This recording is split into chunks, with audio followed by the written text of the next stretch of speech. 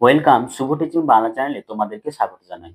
আজকে আলোচনা করব সমাস অধ্যায়ের যে আমরা ৬টি ভাগ আলোচনা করছিলাম, সেই ৬টি ভাগের মধ্যে যে অব্যয়ীভাব সমাস, সেই অব্যয়ীভাব সমাস নিয়ে আলোচনা করব। অবশ্যই চ্যানেলকে লাইক, কমেন্ট, শেয়ার এবং সাবস্ক্রাইব করে পাশে থাকবে এবং বন্ধুদের সাথে শেয়ার করবে, বন্ধুদেরকেও দেখার সুযোগ করে দেবে। আর এরকম ব্যাকরণের আরো উন্নত ভিডিও পাওয়ার জন্য অবশ্যই চ্যানেলকে সাবস্ক্রাইব করে পাশে থাকবে।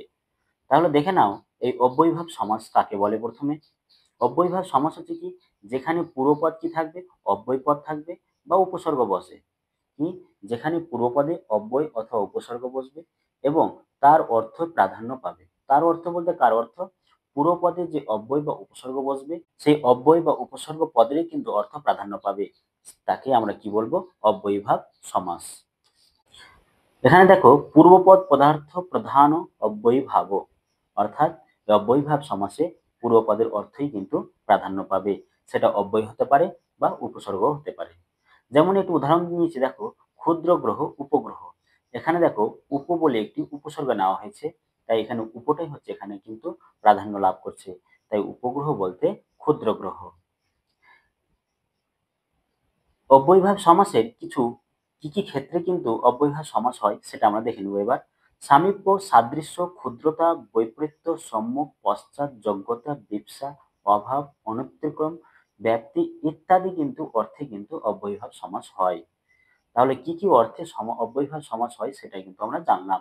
অবশ্যই তোমরা দেখে রাখবে, সামীপ্য অর্থে অব্যয়ীভাব সমাস হয়, সাদৃশ্য অর্থে, ক্ষুদ্রতা অর্থে, বৈপরীত্য অর্থে, সম্মুখ অর্থে, পশ্চাৎ অর্থে, যোগ্যতা অর্থে, বিপসা অর্থে, অভাব, অনতিক্রম, ব্যাপ্তি ইত্যাদি অর্থে কিন্তু অব্যয়ীভাব সমাস হয়।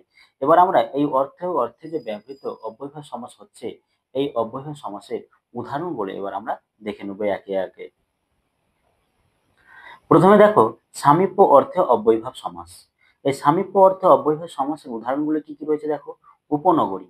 উপনগরী কি, নগরীর সমীপে। উপকূল, কূলের সমীপে। সমক্ষ, অক্ষির সমীপে।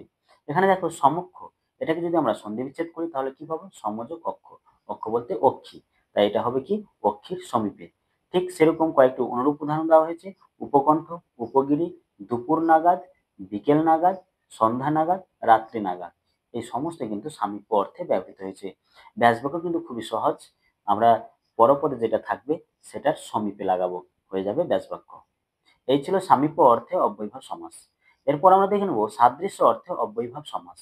সাদৃশ্য অর্থে অব্যয়ীভাব সমাসের উদাহরণ কি কি রয়েছে দেখো। উপভাষা। উপভাষার ব্যাসবাক্য করলে হবে কি, ভাষার সদৃশ। উপবন, বনের সদৃশ। এরকম অনুরূপ কয়েকটি উদাহরণ দেওয়া হয়েছে, সেই উদাহরণগুলো দেখো। ব্যাসবাক্যর নিয়ম কিন্তু একই, পরপদের সঙ্গে এর বিভক্তি লাগাবো আর শেষে সদৃশ অর্থ ব্যবহার করব, হয়ে যাবে ব্যাসবাক্য।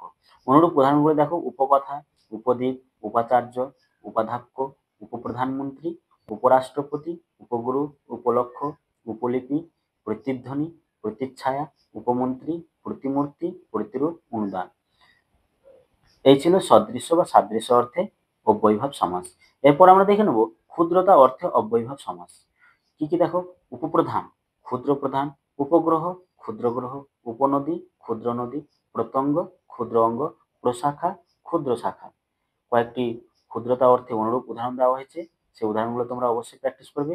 উপজেলা, উপবিভাগ, উপস্তর, উপপর্ব, উপপদ, উপজাতি, উপসাগর। এই সমস্ত কিন্তু হচ্ছে ক্ষুদ্রতা অর্থে অব্যয়ীভাব সমাস। এগুলো হচ্ছে ক্ষুদ্রতা অর্থে অব্যয়ীভাব সমাসের উদাহরণ।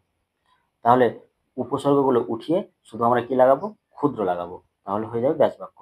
মানে প্রত্যেকটার প্রথম অব্যয়ীভাবটা উঠিয়ে, উপসর্গটা উঠিয়ে আমরা ক্ষুদ্র লাগাবো, শেষে হয়ে যাবে কি, যেমন ক্ষুদ্র জেলা, ক্ষুদ্র বিভাগ, ক্ষুদ্র স্তর, ক্ষুদ্র পর্ব, ক্ষুদ্র পদ, ক্ষুদ্র জাতি, ক্ষুদ্র সাগর। এইভাবে কিন্তু আমরা ব্যাসবাক্য করবো। এরপর আমরা দেখে নেবো বৈপরীত্য অর্থে অব্যয়ীভাব সমাস। তাহলে বৈপরীত্য অর্থে অব্যয়ীভাব সমাস কি, প্রতিহিংসা, হিংসার বিপরীত। প্রতিপক্ষ, পক্ষের বিপরীত। প্রতিকূল, কুলের বিপরীত। পরোক্ষ, পক্ষের বিপরীত। ঠিক একই রকম সমক্ষ যেরকম আমরা সন্ধি বিচ্ছেদ করেছিলাম, ওখানে অক্ষি পেয়েছিলাম, ঠিক এখানেও কিন্তু পরোক্ষ, পর যোগ অক্ষ, তাই এখানে অক্ষি কিন্তু আমরা লিখবো, অক্ষের বিপরীত। ঠিক সেরকম কয়েকটি অনুরূপ উদাহরণ দেওয়া হয়েছে, দেখে নাও। প্রতিশোধ, প্রতিকার, প্রতিঘাত, প্রতিক্রিয়া, প্রতিবাদ, প্রতিফল। এই অনুরূপ উদাহরণগুলো তোমরা প্র্যাকটিস করবে।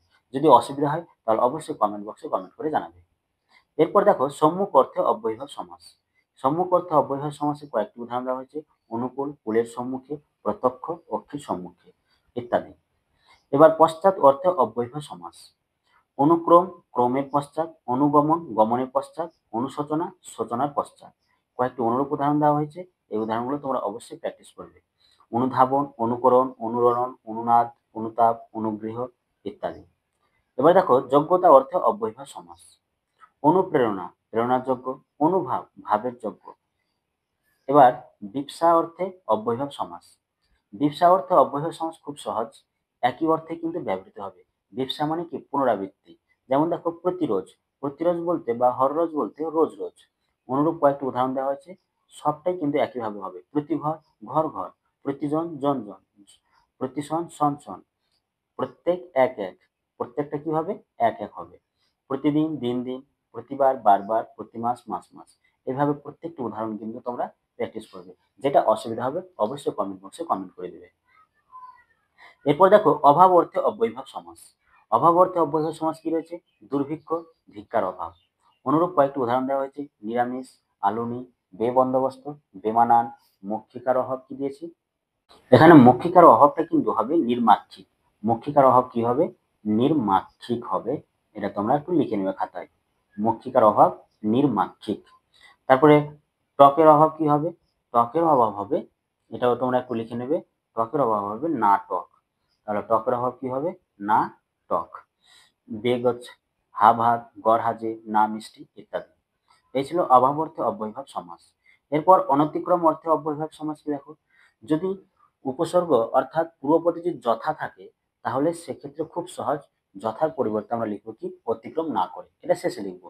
ঠিক সেরকম দেখো যথা নিয়ম, নিয়মকে অতিক্রম না করে। এরকম প্রত্যেকটা দেখো যথা আছে, যথাটা উঠিয়ে সেখানে সেটা পরপদে গিয়ে আমরা লিখবো অতিক্রম না করে। যেমন যথাশাস্ত্র, শাস্ত্রকে অতিক্রম না করে।